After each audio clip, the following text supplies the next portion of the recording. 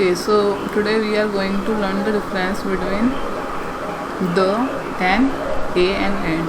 तो जब भी काफ़ी सारे बच्चे इसमें कंफ्यूज हो जाते हैं कि कहाँ पे हमें दा लगाना है, कहाँ पे हमें ए या फिर एन लगाना है, क्योंकि सिमिलर सा ही होता है और बहुत छोटा सा इसमें डिफरेंस होता है. तो most of people get confuse that we should use the the and a and an. तो today we will understand this. जो दा होता है उसकी जो हिंदी होती है उसका मतलब होता है वो, यानी कि दे समथिंग स्पेशल. ठीक है. और जो हमारा ए और एन होता है उस दोनों का मतलब एक होता है, यानी कि हम उसे बोलते हैं एक हिंदी में. ठीक है. अब यहाँ पे क्योंकि वो है, वो का मतलब क्या है कि हम किसी स्पेसिफिक चीज़ के ऊपर पॉइंट आउट कर रहे हैं, इसलिए हम वहाँ पे दा लगाते हैं.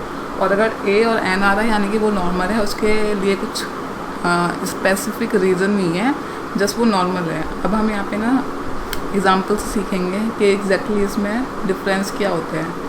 For example there is first example, let's read the first book.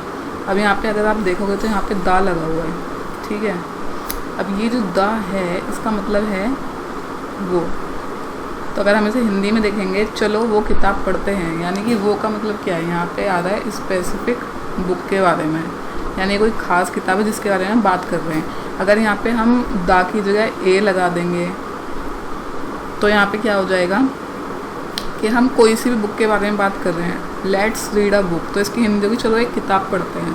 लेकिन अगर हम लगा रहे हैं लेट्स रीड द बुक, यानी कि वो किताब, यानी कि there something special about the किताब, तो इसलिए हम यहाँ पे दा लगा रहे हैं. तो जब आपको पता है आप कोई ख़ास किताब पढ़ने जा रहे हैं तो हम उसको दा से इंडिकेट करते हैं. अब नेक्स्ट है, I just wanted the most popular movie of the year. अब यहाँ पे दा लगा हुआ है, द मोस्ट पॉपुलर, यानी कि वो बहुत ख़ास मूवी है जिसके बारे में बात की जा रही है. तो ये सेंटेंस हमारा पास्ट सिंपल का है. मैंने साल की वो बहुत चर्चित मूवी देख ली. वो का मतलब क्या है कि वहाँ पे कोई एक मूवी, कोई ऐसी ही नॉर्मल मूवी नहीं है, कोई स्पेसिफिक मूवी है. ठीक है. नेक्स्ट है, शी इज़ द गर्ल हुम आई लव. अब यहाँ पे लगा है द गर्ल. दा का मतलब क्या होगा कि वो लड़की है. यहाँ पे कोई एक किसी भी लड़की के बारे में बात नहीं की जा रही है, यहाँ पे किसी एक खास लड़की के बारे में बात कर रहे हैं. तो इसकी हिंदी क्या है, यही वो लड़की है जिससे मैं प्यार करता हूँ. She is the girl. दा का मतलब है कि वो एक कोई ख़ास लड़की है. अगर हम यहाँ पे ए लगा देंगे, शी इज़ अ गर्ल हुम आई लव, तो ये तो कोई सेंटेंस नहीं बनता कि वो एक लड़की है जिससे मैं प्यार करता हूँ. तो ये ए तो कोई स्पेसिफिक रीज़न नहीं दे रहा है, तो इसलिए यहाँ पे दा लगा हुआ है. ठीक है. नेक्स्ट है, she is the teacher who inspired me the most. यहाँ पे दा लगा हुआ है, इसका मतलब है कि वो एक ख़ास टीचर जो मुझे इंस्पायर करती है. ठीक है. तो यहाँ पे हिंदी में हमारी हिंदी जगह यही वो टीचर है जिसने मुझे बहुत ही प्रेरित किया है. प्रेरित यानी कि इंस्पायर किया है. ठीक है. तो ये स्पेसिफिक टीचर के बारे में बात हो गई. तो बहुत ही सिंपल सी बात है जो आपको याद रखनी है कि जहाँ पे भी अगर आपको वो लिखना है, हिंदी में वो लिखना है, यानी कि आप किसी खास चीज़ के बारे में बात कर रहे हो, तो आपको सिर्फ दा लगाना है.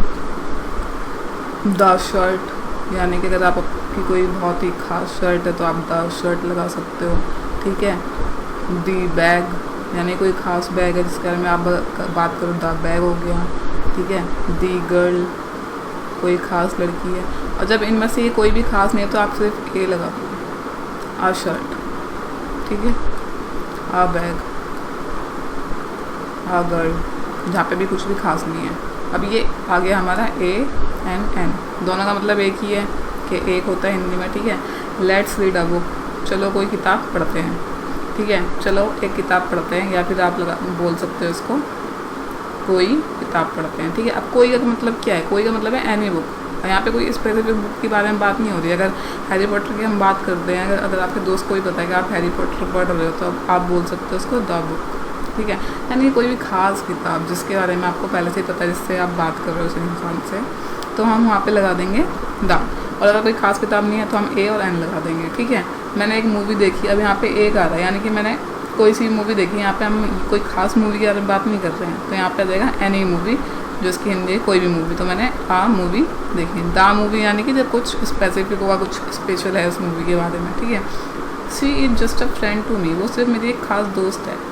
ठीक है. अब यहाँ पे मैंने दा नहीं लगाया है. दा का मतलब द फ्रेंड नहीं, बहुत कोई ख़ास फ्रेंड है, वो बस मेरी एक दोस्त है. This is the Hindi of this sentence. तो हम यहाँ पे इसलिए ए लगा रहे हैं. ठीक है. शी इज़ अ टीचर, वो एक टीचर है, कोई ख़ास टीचर नहीं, सिर्फ एक शी इज़ अ टीचर, इसलिए एक टीचर है, इसलिए हमने ए लगाया हुआ है यहाँ पे. ठीक है. अब आप में से कई सारे लोग सोचेंगे ए और एन का यूज़ कहाँ पे करना है। नॉर्मली ए का हम यूज़ तब करते हैं जब हमें कुछ काउंट नहीं करना होता, नॉन स्पेसिफिक होती है कोई भी चीज़, ठीक है। और जो एन होता है वो हमारा आता है वोवल के साथ। अब वोवल क्या होते हैं? वोवल होता है ए, आई, ई, ओ, यू, ठीक है।